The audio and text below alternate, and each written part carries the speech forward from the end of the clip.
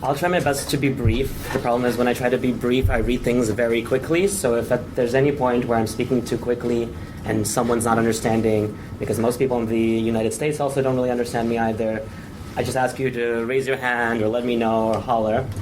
Also, it'll be a little bit interesting because it seems like we'll have a panel, someone will be talking a little bit later, at least what the program tells me, about World War I and about sort of, let's say, Belarus 100 years ago. And though this conference, as far as I understand, is more geared toward, let's say, what's going on right now, more geared toward, let's say, a policy kind of aspect, what I want to kind of say is that all these things that I will be talking about, and hopefully this will become clear, and hopefully some of you will share in the opinions or have some criticisms, and we can actually engage in a debate. When we, for example, in Warsaw had on Saturday, the Dzień Woli, the Day of Freedom celebration, and on Monday, everyone, of course, has to write, because what else are you going to do other than write a post and say Belarus for multiple people, and let's have a certain kind of Belarusian nationalism. And as always, something that, I'm sorry, I don't know how to say this in English, Facebook srać, Facebook, just kind of everyone arguing and yelling at each other, begins. And hopefully this will give a little bit of context for those of us that, let's say, adhere to, let's say, a more leftist approach, that adhere to studying Belarus not just as a Belarusian state or a state, but sort of or a movement, a national movement, a social movement that's centered around the Belarusian language, but also one, and this is actually what our presentation that we had 2 presentations ago that Anna read about, for example, the fact that, yes, until 1938 we had 4 languages, Yiddish and Polish and Russian, in addition to Belarusian. And this is something that we should not forget, and something that's very interesting because it definitely is something, it's definitely very important to study historically, but it also gives us a lot of raw material for talking about political movements and social formations today. And one last comment I want to make before I begin, and if it's okay, I'm going to be more or less reading so that I stay on track. One small comment is we have, can we just go to the first slide? Is that okay? You can use... I'm not going to, sorry, I forgot about that. So just press here. Just press down. Okay, so I apologize ahead of time. I'm not going to actually be talking about these quotes. I'm just going to leave them on. I apologize, I was a bad boy, I did not translate them. I did not translate them into Latin Belarusian, for those of you that, let's say, read Polish and more or less understand Belarusian through that. So I hope some of you can read Belarusian. We have a little bit of Latin afterwards, so maybe that makes more of you able to read it. Later in the comments, and if you're interested, I can actually provide you some of these things I do have translations for, in the interest of time. So I'll kind of leave this as a backdrop for the things I'm talking about, so that if you get a little bit bored of what I'm saying, you can just read some nice literature or quotes, or some very problematic and scary polemics. Anyway, so I'll begin.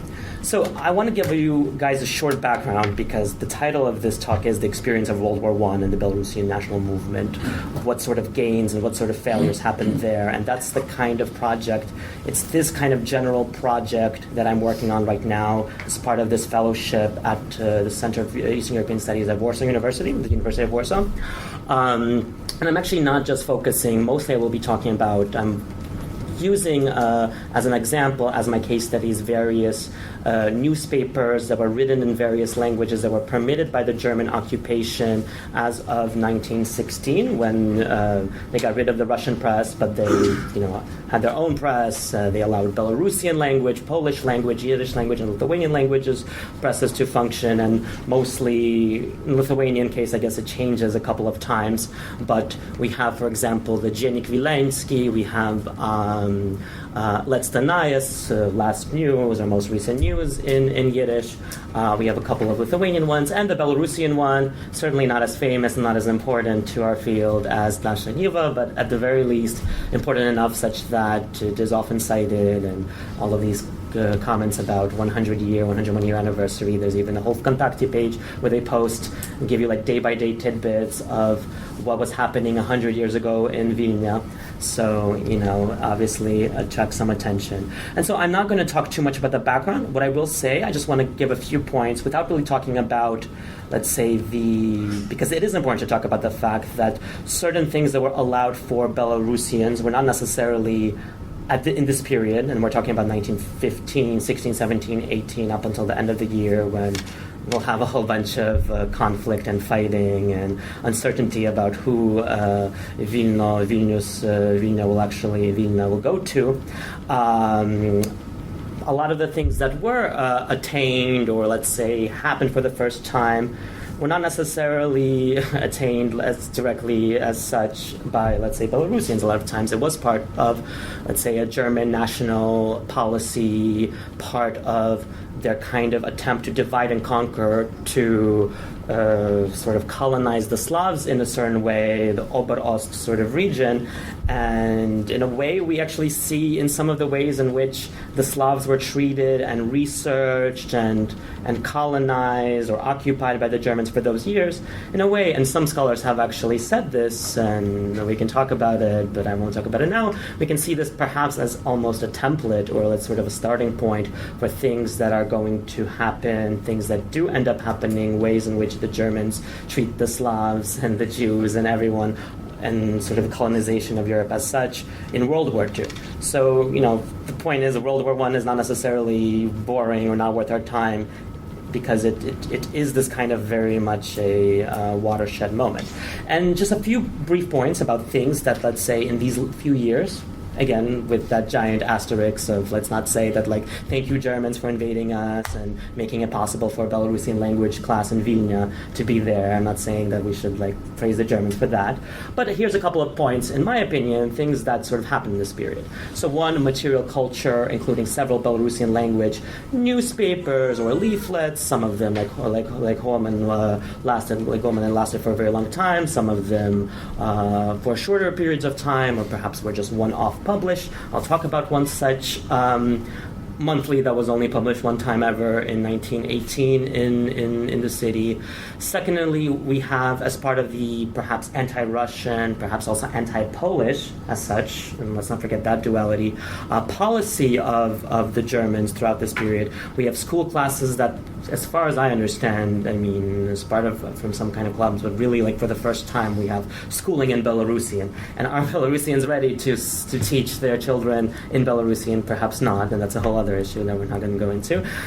Dictionaries, ones in which basically for the purpose of lots of complicated terms in German. Obviously, languages like Belarusian, Lithuanian, Latvian, Yiddish aren't able to handle it, but we have these German to Belarusian. I think there's 6 or 7 of these dictionaries that are actually published by 1918. And in the case of Belarusian and Yiddish, it's very interesting because, as you can imagine, there were not that many dictionaries or textbooks for those languages, let alone standardized grammar rules. If for Belarusian and Yiddish, I would say that even now we don't really have real standardized grammar rules, or it's very much variatilny. It's very much flexible, it's variational, it can all really depend on how you feel on a certain day, with Yiddish and Belarusian in particular, much more so than, let's say, Lithuanian, which is an interesting point, which is why I try to talk a lot about Yiddish and Belarusian together, because I think they should be compared, and they have a very similar, let's say, a social, let's say a national, let's say a post-colonial history that unites these two languages and the experiences of the people actually speaking them. And also grammars, for the first time, that are advertised in these newspapers, theaters that were sort of created or funded by and actually attended by Germans who perhaps had no idea what was going on. Anyhow, so this is a kind of small background, and I'm going to try to be a little bit quicker with actually reading this. Okay, so Belarusians and their neighbors. Like many Belarusian sources from the early 20th century, the golden age of so-called, let's put it, Belarusian nationalism, the 20th century, talking back to early history, and national revivalism, rarely do we see social or national agitation occur in vacuum. In fact, the Belarusian language Vilna Press often refers to cultural production, including print materials and narratives that were, and still, I would say, are, quite external to the Belarusian national movement and its immediate goals, to Belarusian national revivalism, to the language as such. And by this I mean references to other people and other languages and other presses, particularly hearkening to Jews, Lithuanians, and Poles, but also including a lot of conversations, if we're talking about the press, about what's going on in Ukraine, with the Centralna Rada, what's going on in the Baltic region, even Estonia, sometimes, usually not, but sometimes it is actually mentioned. etc., etc. And of course, things going on in Poland and Russia as the giant bulwarks that were, I have not pronounced that word in a while, they were afraid of. Hearkening to these groups with which the Belarusians would live in a shared Lithuania, which is kind of referred to in this kind of movement as Krai, which let's just say is basically country or land, for lack of a better word, and with whom Vilnius Belarusians, at the very least the ones in Vilnius, have already been living in coexistence for centuries. A good example, the one that, and I'll change the slide here, the one that takes us slightly outside the immediate the immediate purview of Holman and this presentation, though already have gone outside the purview quite a while, can be found in a 1918 published one-off newspaper, Kryvyczanin, edited by Wacław Lastowski. This was published in October 1918, and we have a quote here. The article Nazowa Białorusię po żydowsku. That's really hard to translate because only really in Polish, and the Polish speakers here will understand what język żydowski actually means, because technically it's Jewish language, but realistically or practically it means Yiddish in this case. The name of Belarus in Yiddish/Jewish. This article is still inconspicuously tucked away at the bottom right corner of the 29th of 32 pages of this never-to-be-repeated so-called Belarusian Political Literary Monthly, and tells us a lot more about cultural contact and exchanges between neighbors that might seem to us originally, or that we might even expect coming from a contemporary perspective. The article introduces to a Belarusian speaking and reading, obviously, audience, because literacy is something to talk about as well in this period, almost as if uncovering a quaint little tidbit. The fact that the Yiddish word Raisen, one of several words that Yiddish offers to describe the region, a certain subset of the area where the Jews of historical Lithuania, or the Grand Duchy, lived and still live at that current time, contemporary to this quote. The article notes, for instance, that even parts of greater Białystok and Chernihiv region, Białystok, Chernihiv region, fall under the imagined contours of this mysterious Raisen that's so quaint that it actually is referred to. And without losing ourselves in the details, and as I say, the devil is in them, I kind of wanted to really briefly, and this is not a conclusion because there's still a little bit more, but I want to kind of give two propositions, or two, let's say, musings about what such moments tell us. These moments of these kinds of references, the fact that, like, the Belarusian press that probably has other things to worry about other than what Jews, do they call it Lita or do they call it Raisen, etc., etc. For starters, we see that the myth of an exclusively Belarusian-centric Belarus, even at a time of rising interethnic tensions, especially at this time, especially in 1918 with the end of the war looming and a lot of uncertainty coming way, and irresistible, let's say, romantic nationalisms, is actually quite a false one. The Jews of the region, like the Belarusians, played around with multiple versions of belonging. So Jews would perhaps have words like Lita, Lithuania, Greater Lithuania, as we all understand, Raisen, Weißrussland, which my very good, for example, like liberal, very much pro-Belarusian friend Veronika always says not Weißrusslandische, but Belarusische in Yiddish, very important, in their historical memories and geographical imaginations. Few visions of a future state where Belarusians would at last be free of imperializing Russians and enslaving Pańszczyzna, or Pańszczyna, or Polish lordship, in addition to creeping Bolshevism, could claim the exclusive dominance and presence of Belarusians. That is, even the Belarusians that were quite pro-Belarus understood that their future state would probably not only contain Belarus, just like other sort of narratives. Lots of inter-ethnic and kind of multicultural contexts, do form in the aftermath of World War I. A second point that I want to make, talking about this quote in particular, is that from the point of view of cultural materialism and cultural politics, shall we say, we observe here a concrete intertextuality, an interlingual, intercultural, interethnic conversation that is obscured today by the limitations of our own personal back histories that do not allow for such context. Because in Belarus, if people are even speak Belarusian, they're certainly not, the average person is not speaking Yiddish and Polish, and most people don't know about, let's say, let's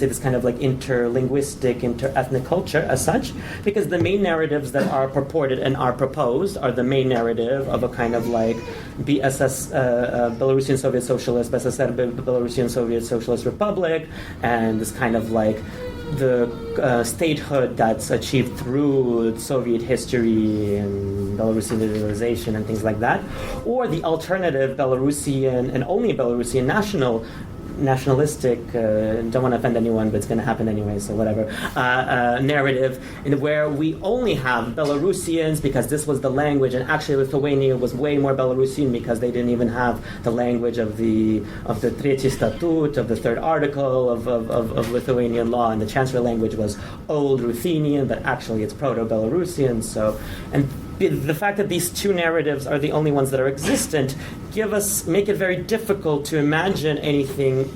When historians do work, it makes it hard for them to see this actually when it's quite evident. Furthermore, it makes it very hard for contemporary activists and historians and movers and shakers, let's call it that, to actually propose something different.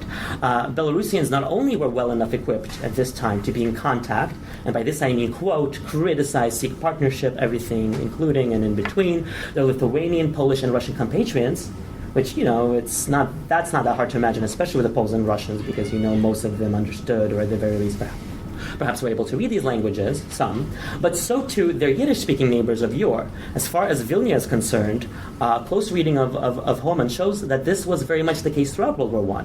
For example, throughout the history of the newspaper, we see very often, or at least often enough that I would say they certainly were aware of it and were reading it every day, citations of Dziennik Wileński, Lietuvos Aidas, no Lithuanian pronunciation here, I apologize, Letstanajas, etc., because whether it was for positive or negative reasons, they were commenting. And these paradigms of cultural exchange and shared, contested memories actually quite actively play out on the pages of Holman itself. May I ask you to conclude? To conclude. Okay, I'll go really quickly. Okay, so I guess the point I wanted to talk a little bit about Holman, and I apologize, it seems like I might have to ask you guys to ask me if you want the text of the presentation, because I won't be able to read the whole thing. But the point is, we actually do have a lot of this intertextuality that I'm also coming a little bit from a literary background, from a Slavicist background, philological background, even though in America philology as such really basically doesn't exist. That's not important. The point is that I'm kind of paying attention to a lot of these sort of like intertextual moments. So for example, we have a lot of references to what Americans are writing about, let's say, the ability to imagine a Belarus together with Lithuania. And sometimes we have this quote about Latvia even being included, that such a union with Latvia and Lithuania would be useful for Belarusians and Lithuanians, as well as for the Latvians, for a country structured in such a way which should be strong and powerful, able to cultivate its natural and successfully defend itself from foes. Very often we see references to the Polish press and also to the Russian press, because the way, especially at the end of 1918, when there's a little bit less of censorship from the German side and a lot more worries about what's going to happen, these kind of potential, what I call poputchiki or spodorozhniki, let's call them fellow travelers to the Belarusians, Poles, sometimes Jews, sometimes Lithuanians, almost always, they're referred to in different ways. So for example, as far as Poles are concerned, and this is an example, there was this problem that there was a new biscup and he read a speech in all the languages, but he didn't read it in Belarusian, and apparently the Polish press, as you can read here, wrote something this thing called dziakowanie. They kind of spat on and disregarded the Belarusian language, said, well, of course he didn't read it. And we see this narrative of kind of basically being in between Moscow and Poland, Moskowszczyna and Pańszczyna, Moskiewszczyzna, Pańszczyzna, as I like to say in Polish. And what's interesting for me, and I really want to show you guys this last quote, because it's really interesting that we don't actually have so many references to the Jewish press. I imagine that it was relatively more hard, especially given the fact that we only have a Hebrew alphabet. So there's a certain learning curve that's involved, for myself and everyone else included, in reading Yiddish. At the same time, and there are a few, especially when the characters, so for example, the Zionists become more powerful, or the Bundists become more powerful, and they obviously talk about this. But what's interesting is what's used as a relatively unique and and I'm still very interested in your comments because I'm writing about this currently, this kind of anti-Polish ploy using Żydowski pogromy, Jewish pogroms as a kind of narrative. So for example, you read this text where basically in the 3rd of December, you have, 1918, you have a description of, and we all know a little bit, I think, about World War I history. We know there were a lot of pogroms in the wake, and there were crimes that were conducted by the Polish legions, building a new independent Poland, as well as other groups. But you have this basically description, read the very bottom, where you have «Уся жидовська часть Львова фактично перестала існувати». Well, so the entirety of the Jewish part of Lviv, of Lviv, basically stopped to exist. Which, if we that seems a little bit. I don't think that actually happened. Otherwise, in a very vibrant interwar Jewish history, probably wouldn't have been there. But a month earlier, which I find very interesting, when there were talks about rumors of pogroms that were being carried out against Jews in Vilna, so definitely something that might possibly accuse Belarusians of being, at the very least, innocent, non-innocent bystanders. And they say that Der Moment, a Warsaw-based Yiddish language newspaper, it's talking about all these pogroms in Vilna, but it's actually mystification, because never had this happened. Which is interesting, because then a month later, a certain form of mystification, but important, obviously they're talking about an important event, but at the same time, we kind of see them kind of performing this sort of, let's say, editorial mistake that they accused their Yiddish-speaking Warsavian colleagues of a month earlier. Okay, last point. And in lieu of conclusions, last point, because at this point I actually am really close. I'll just read these very short bullets in lieu of conclusions. Actually, they're just conclusions. Post-colonial. What I guess I want you guys to take away, and why I think, at least in the 101st year of Belarusian statehood as such, what does that mean, and what can we learn from these kinds of histories, World War I, and not only, and these intertextual exchanges? 1. Post-colonial and colonial concepts should be studied as such. We should treat them with the complexity they deserve. 2. The myth of one language, independent nationalisms that did not interact with one another, exclusive tautologies of belonging, is quite a false one. What a very famous Berkeley scholar, and I'm forgetting his name, calls back histories. We assume just because things are right now the way they are now, they were always that way, which is not true. It's a mistake. It's quite a historical and quite anachronistic. 3. Cultural and literary exchange took place in the same places where national exchange did. So even though we have these movements talking, we also have them writing about each other and sending letters to each other and probably reading each other. And last point, often a cultural politics took place. Okay, I'll skip this. And then last, studies of Belarusian nationalism, history of its national and cultural achievements and failures, gives us quite unique opportunities for post-colonial transnational studies of social movements and relations, in life and in text alike. Thank you so much for your attention. I apologize for the time. I hope this was interesting. And please contact me if you have any questions, comments, anything else. Thank you. Thank you, David. Okay, great. Then perhaps now it's time for questions, and the questions could be directed to a specific presenter, as well as, I believe, could touch upon very general issues related to social movements in Belarus and beyond it. So please. Yes, I found all your talks very interesting, but the one thing I thought was lacking, and that was he discusses if all these societies were fairly socially homogenous. And I mean, one thing that was very much characteristic of Belarus and Ukraine and parts of Eastern Poland was at this time, you had the old nobility. And there was the extreme distinction between the old nobility, the upper nobility, the lower nobilities. who tended to have the land, and those factions which identified with Russia, and those factions which identified against Russia or with Austro-Hungary or with Germany, and also the role of Jews and Germans of middle classes in towns.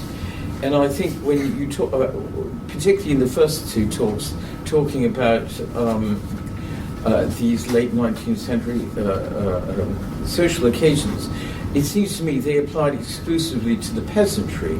And one has to only remember the peasantry was only freed from serfdom a few decades before, so it gives a slightly false balance of the settled society.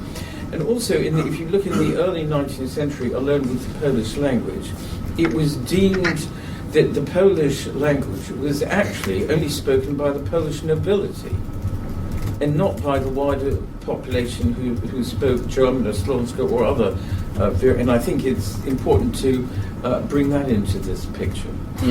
Was it a specific question or just a comment?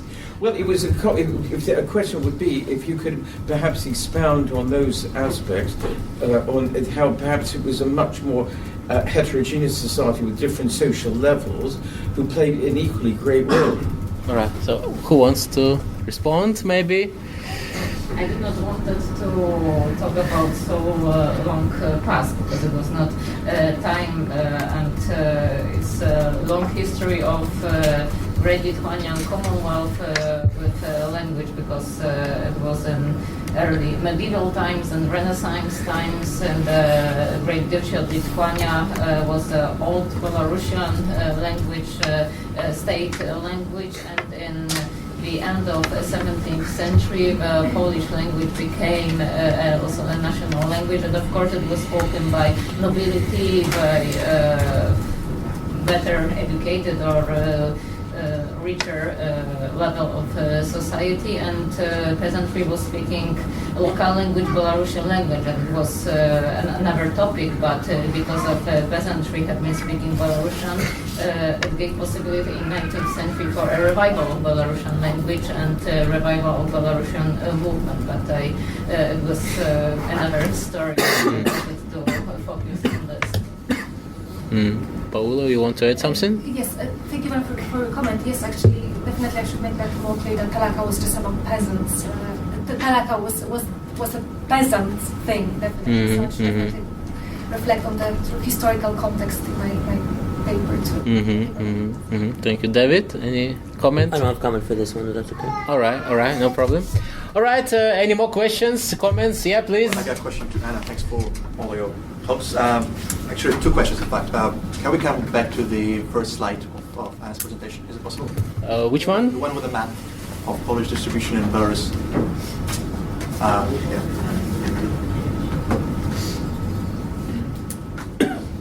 Because I recently had a discussion on the internet with my colleagues, and let's say, if you have a look at the map of Belarus and map of Lithuania, you can see that all Poles live along the Belarusian-Lithuanian border, in fact.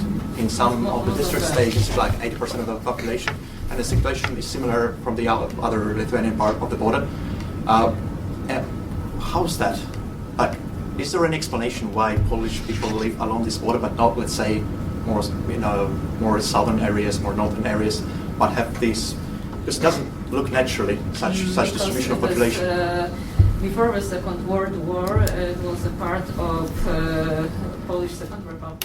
As well as the whole other yes, because Press region. Belarusian in 1921, after the Riga Treaty, Belarus was divided between Poland and Soviet Union.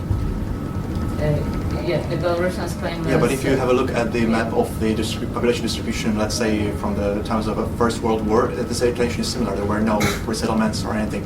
They've been living here since 19th century at least, probably longer, along the current Belarusian-Lithuanian border, and there is no logical explanation for that phenomenon. I don't know. I think that, so there is still no. It was probably closer to main Polish lands, so maybe this is can be one of one of explanations. Also, Vilnius was also a center of some Polish institution, Polish culture. It was also interesting city as Lithuanians, Belarusians, and Polish claims to be important for them. So this is maybe why this happened. I think on the eastern Belarus, especially after First World War, there were less Poles. It should happen by historical and social reasons, and I don't know exactly why, but I think it's connected especially to history after the First World War, and that Polish people have been living on the Western Belarus in the Second Polish Republic, and after the Soviet Union it was maybe harder to develop Polishness. Of course, some Polish minority was in Minsk, and there's area, as I said, in Vitebsk, and then some Eastern Belarusian cities and areas there is Polish minority, but this is very small. It's below 7 people, so it's not much. By claiming seems to be Polish, so maybe Paula had some idea. Question, actually, comment, because there was a very interesting study conducted by Anna Engelking, who studied Polishness of people living in the Grodna region, and she actually came up with this category of church Poles. So people who identify themselves as Poles, because they go to the church on Sunday and they speak Polish there, but otherwise they don't use the language really at home. So I'm just worried. Yeah, it is still true, because even now most of Polish families, even if they claim Polish, they speak Belarusian. So what is their sort of point of of reference when it comes to Polish? They feel Polish because of feeling of Polishness, and Belarus is very specific, and it's even different than feeling Polishness in Poland, and sometimes even people in Poland may not understand this type of Polishness from former Eastern Borderlands, as it's called in Poland. But they claim Polish, they claim they feel maybe proud to be Polish, has Polish ancestry, and give some connection with Polish traditions. The Catholic Church also is the stereotype in Belarus of that Polish people go to church, to Catholic Church, and Belarusian people go to Orthodox Church, still existing, but actually we can observe the development of also Belarusian Catholic Church. More masses you can find in Belarusian language also. Thank you. Oh, you wanted to add Can I something? also add something? Yeah, it also seems to me, and maybe that was also a comment, or I thought I had in your presentation, that it's very hard, and again, if our definition of what a Pole is comes from, let's say, the Third Polish Republic, and these are very changing ideas, there was a certain sense of what you're talking about, like the Kresy Wschodnie, the sort of, I don't know, even borderlands, I don't know how it's usually translated into English, but if we're considering what I think is actually perhaps has a little bit, I don't know, like a potential to explain and answer your question, but perhaps not, is what was actually going on, not necessarily in the early 20th century, not even after World War I, but what was happening with the Polish national movement that was much more active, much earlier than the Belarusian movement during times of the partitions of the Polish-Lithuanian Commonwealth, and in particular, a lot of this kind of narrative, a very colonial, I would say, narrative of sort of like Polish nationalism, or sort of like, I don't know, Polszczyzna as such, and if you know any fact about Poland, and the Polish national poem begins with Lithuania, but this kind of like krasowość, or this kind of like borderlandness, specifically like being here-ness.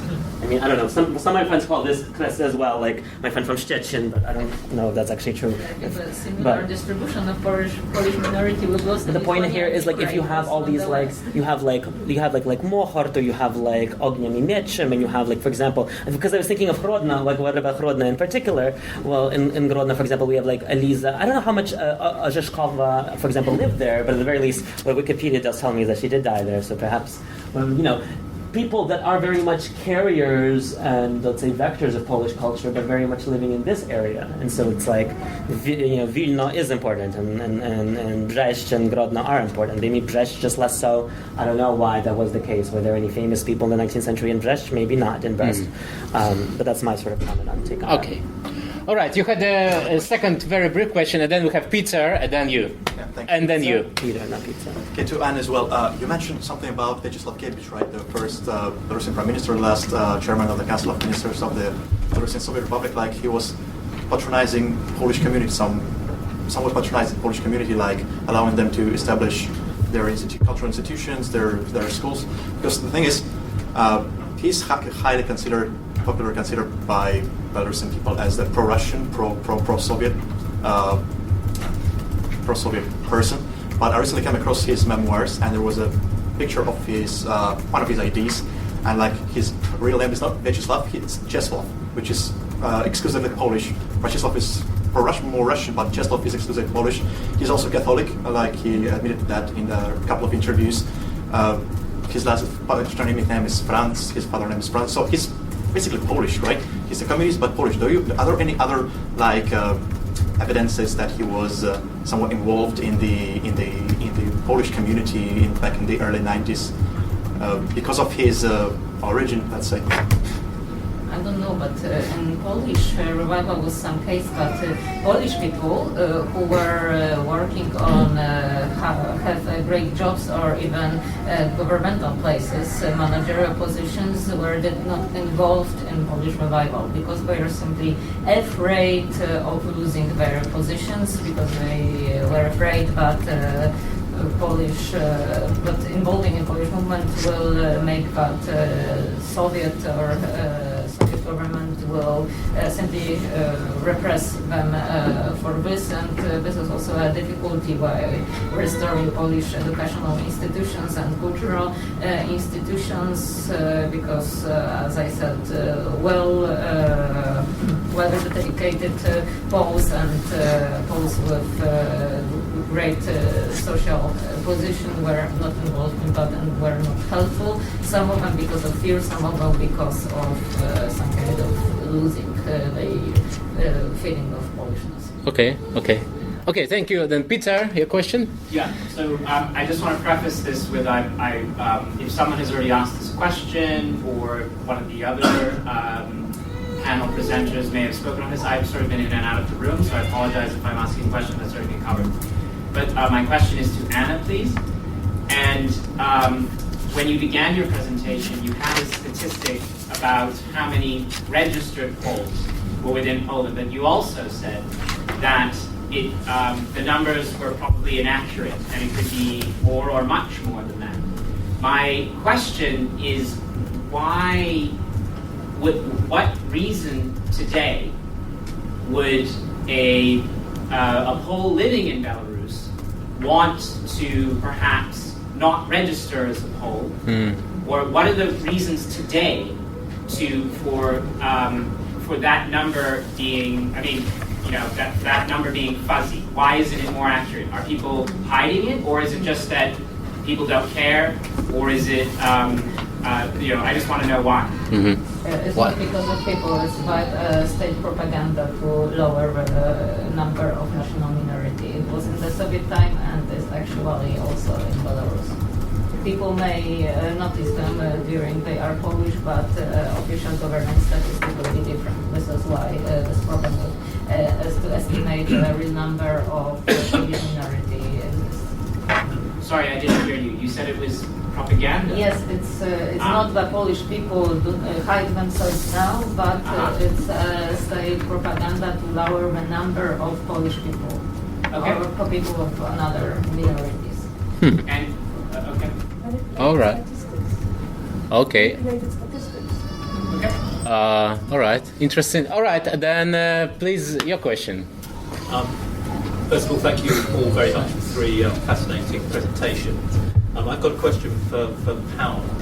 And I wonder whether it's possible, maybe it's not, but is it possible to sort of go beyond the specific sort of modern case you gave of Kuropatty to delineate sort of more generally areas in which one might see sort of spontaneous Talaka today? I mean, are there areas of sort of environmental concern or sort of housing issues or provisions of social services Yes, actually, when I was doing my field work for my PhD last year, I've been to a village in the West region. And actually, this is what people, members of this community, Pentecostal church, this is what they do. They do talaka. They don't call it talaka, but this is what they do. So they've got even as something very unfortunate will happen to one of the neighbors. They would just go help. That is usually a very spontaneous act of help and assistance. They also got even a special fund, so they use the society to use this money to help someone. So I think this is another very down-to-earth example of talaka. As I said, I think they wouldn't call it talaka. They would just pomoga. All right, that's it. Okay, then okay. Well, we don't have much time. Then perhaps I want to collect two questions. So you and your question. First of all, thank you for all speakers for very interesting presentations. And my question is to Anna. Anna, maybe you know, is there any discrimination against Belarusian majority and Belarusian culture when Belarus was part of Polish state in 1920 process until 1939? Of course, it was a discrimination of Belarusian people living in Western Poland before Second World War. It happened maybe because of Poland was also restored after Russian purges, fighting also with Polish language. Poles reacted maybe too much, and there was a discrimination, but in reality, and also in the before Second World War in Poland, there were two main political Polish fractions of Roman Dmowski and Józef Piłsudski, and Dmowski was more national activities, and Piłsudski promised more possibilities for national minorities, because in the eastern part of Polish Second Republic there are so much nationalities, not only Poles, not only Belarusians, but also Ukrainians, Lithuanians, Russians, Jews, Tatars, and other ones. And this is why Belarusians supported Piłsudski, but we were feeling in reality also disappointed, because it was can be many examples of discrimination. So maybe two questions. First you, and then you. Please. Thank you for the presentations. My question is really rather off the wall. I wanted to ask about Belarusians in Poland, if you have any information. I had reason to know a few years ago when I visited Belarus that there is a Belarusian consulate in Białystok. So that suggests to me that there is a Belarusian community, at least in that area of Poland. Would you like to say something about Belarusians in Poland? And maybe you also. Yeah, I have a short question/comment for Paula. First, about the subordinate is considered, for example, by the United Nations as forced labor, just like modern slavery. So it's worth adding, like mandatory work, in fact, is forced labor. But about talaka, I was very interested to hear about all this background and historical. I was not aware of it, and I came across talaka as this now famous platform for fundraising. Yeah. And crowdfunding, and how would you see this? And of course, I understand there's a link, but is it something you also study as a form of mobilization and autonomization? I mean, perhaps the next step of this mutual assistance work that is more and more independent from the state, actually. Yeah. Okay, let's start with Anna. Yes, in the eastern part of Poland, especially Białystok, as you mentioned, and also a border area, I think, next to Belarusian border, there is quite also a place for living minority of Belarus in Poland, and actually they have by law possibility to also open their Belarusian education institutions or schools with Belarusian language of instruction, but actually there is no school with Belarusian language of instructions. Only in some schools that are well known among Belarusian society, they can teach young people Belarusian language from kindergarten to up to higher education. why there is no schools with Belarusian language of instructions. Probably Belarusians did not intend to open them, but they have quite broad possibility to learn Belarusians. Also, there is competition for teenagers from high school of Belarusian, great Belarusian language test. If they will pass it in the great result, they have an open way to study Belarusian language at Warsaw University. David, you had something to add on that? Yeah, just if I can, sorry, because it's just about the same point, and yeah, but unfortunately, as far as I understand, all those resources that actually in the Polish People's Republic were opened up to study Belarusian, at the very least, a lot of times, and it's also in internal Polish politics with Śląsk, Silesian language and things like that. We also have problems, but as far as I know, there have been faculties as such that have already been closed down, and Warsaw is kind of like the last frontier. It was the stop also. Exactly. And small point about consulates, because you mentioned it, there was actually a little bit, there used to be this kind of official Belarusian supported center in Białystok. As far as I understand now, this center is in Warsaw, and in Warsaw, and what they do, they sort of have, for example, like free Belarusian language, sorry, it's not in quotes, they are free Belarusian classes in the center of Warsaw that are taught by Wojciech Traciak, who's also at Katedra Rutynistyki at the Faculty of Belarusian Philology at the University of Warsaw. They also, for example, just opened a very big, the ambassador even was there, exhibit to do with the history of futurism. Malevich, it wasn't that good of an exhibit, sorry. And the small point is there's also just kind of like what I was talking about in terms of sort of like these kinds of two main narratives. There's that narrative where it's obviously the embassy paying for it. It's obviously, you know, very red and green in terms of their advertisement, things like that. There's also the Białoruski Dom. Did you mention it? I'm sorry, I might have faded. The Białoruski Dom in Warsaw, the Belarusian house in Warsaw, which is kind of like there's a lot of institutions for, especially considering the amounts of Ukrainians and Belarusians in Poland, in Warsaw in particular. It's kind of, I mean, for example, Dzień Woli, Independence. I don't know if that's the right term. Independence Day, the celebration that happened just 6 days ago on Saturday, that was orchestrated mostly by the Belarusian house, and we had a przyjęcie, we had our like little like drinks and stuff afterwards there. So this does exist as a kind of second alternative.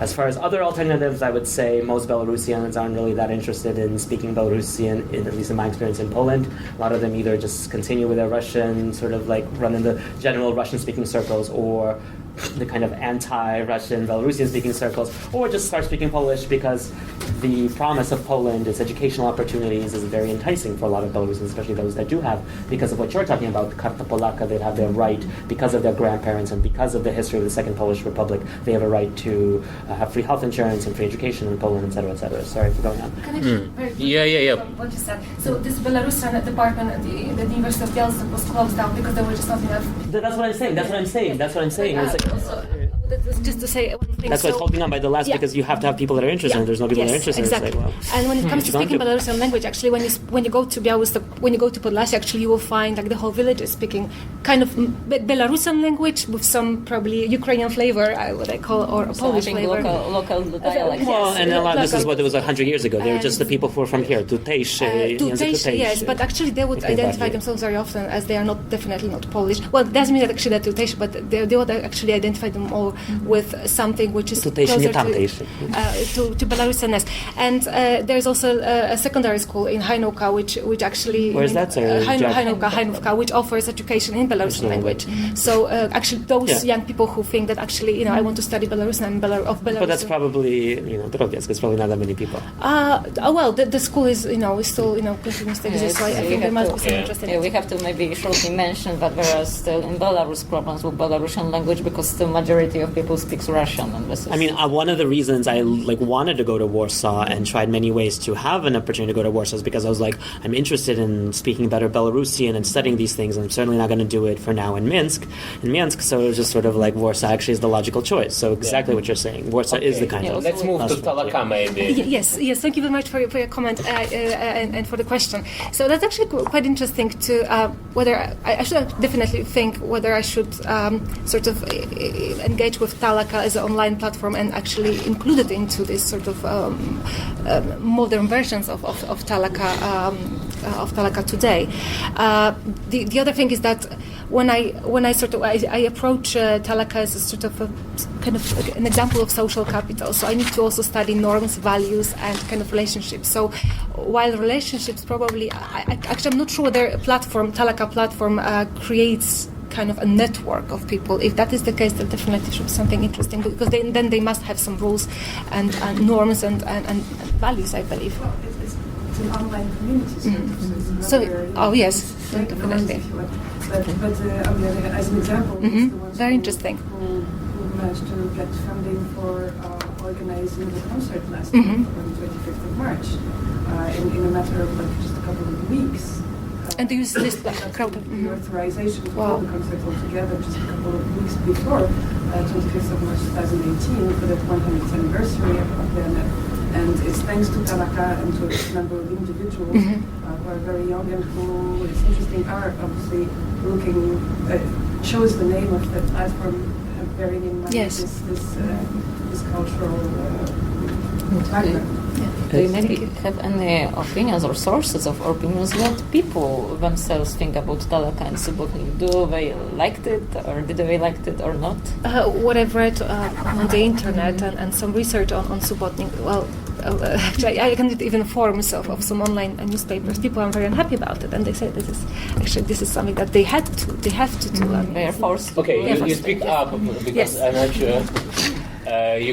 We can hear you. All right.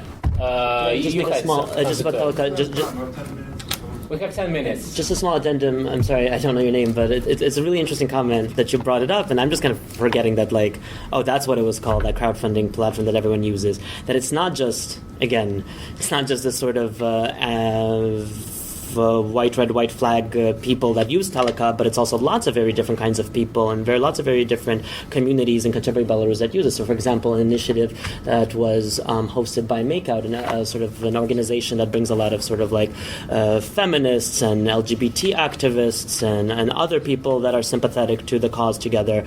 They, for example, funded their first journal on gender and sexuality that came out last year. I actually contributed to this campaign, and I was like, why does this name sound so familiar? Oh yeah, Talaka.by, BY, and it's just sort of like whatever.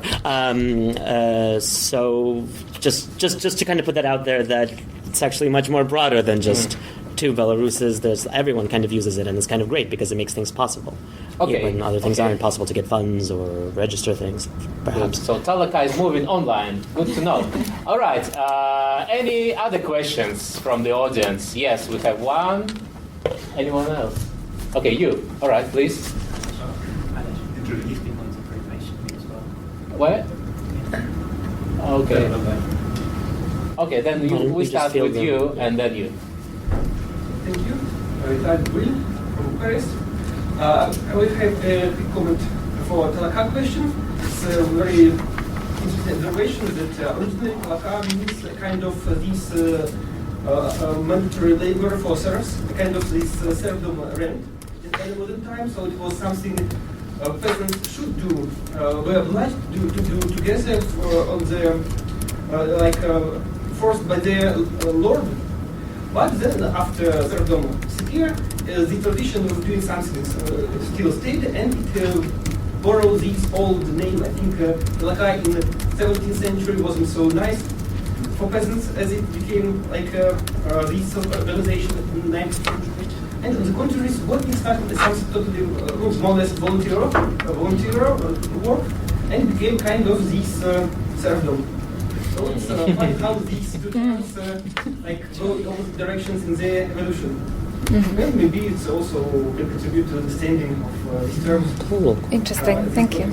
And to contribute a bit to this discussion about criteria of Polishness and so on, I would like to ask if there are any definitions of what is Polishness used by these Polish organizations, like Union of Poles in Belarus or these schools.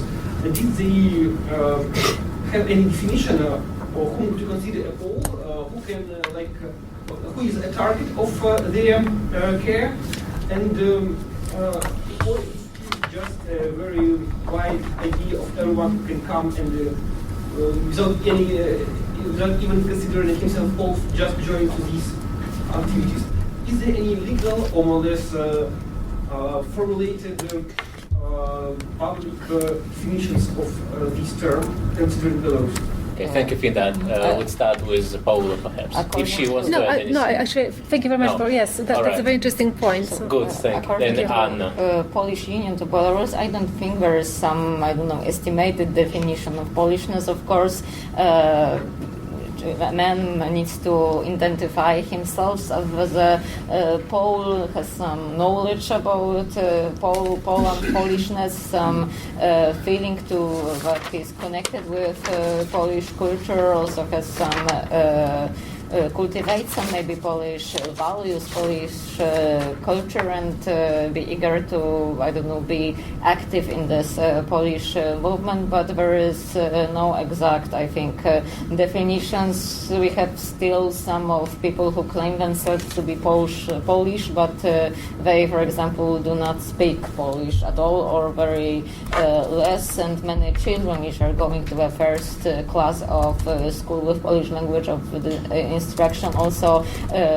do not know. They do not know Polish language at all. They are learning from basis. So there is not particular definitions. And from another side, according to because we have an institution of Polish card, as David mentioned, it's a document. It's given from 2007. It was constructed by Polish government and is dedicated to people from post-Soviet, Polish people from post-Soviet countries, and is some kind of confirmations of their Polish identity. And with this card, if they come to Poland, they have some benefits. Are, for example, I don't know, cheaper tickets for buses, for trains. They also can study for free with not paying in university, because foreigners must all pay for studying at Polish universities.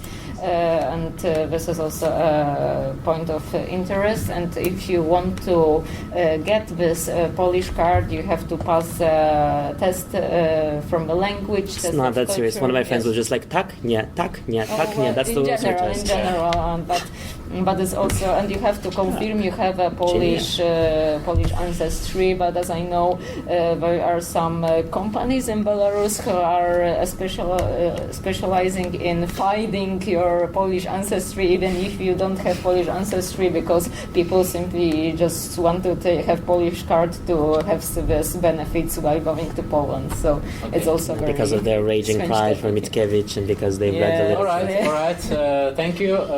Yes, Peter Devins. This is a question for Paula. Can you compare Talakad, the rules mutual aid movement in Belarus with other countries, let's say Ukraine or Russia of that time, or Poland? I haven't compared, but I am aware that actually it was also popular in Polish lands, the same with Russian lands and Ukrainian. And you can find like tłoka, that would be the case, how we would call it in Polish language, how we would call it talaka. So, but I haven't, but actually that might be interesting to bring it into the context. So it goes to your question about the manifestations of Talakad in contemporary Belarusian society. I was listening to Russian radio about a month ago. They're talking about this issue of strengthening the union. And this Russian commentator said that Belarusians and Russian societies are not compatible because Belarusians sort their trash. And this may be one of the legacies of Talakad, that people realize, okay, I'm part of the community, and the community requires me to sort my trash. Oh, wow. Sounds like we have a long tradition of trash sorting and another contribution to ecology. All right. Just a quick comment, putting on my legal hat. Actually, these subordinates are illegal as a matter of international labor law. Oh, right. Because Yes. people are supposed to work, and they're not paid for this work, and if they don't work, then they face some sort of punishment. Yeah. And the International Labour Organization made on a number of occasions this observation that this is illegal. And so unless people do it voluntarily without the fear of being punished, then this is talaka, then you can say this is pure community work. But otherwise, it's forced labor, which is prohibited by international law. Yeah, right. That's what actually the comment of Dr. Marin was made in relation to UN legislation, as I understood. All right. Do we have any more questions, or we can conclude? yeah, seems like we can conclude and proceed to the, I understand, coffee break, right? Coffee break, which lasts until 12. And after 12, we have a new panel in the same room, in the very same room here. Thank you, panel. Yeah, thank you, panel, and thank you for your questions. Thank you very much. Thank you. Wiecie, to naprawdę nie tak ciężko zrozumieć, bo to tak dziwne, że ani żadne pytanie, myślę sobie, że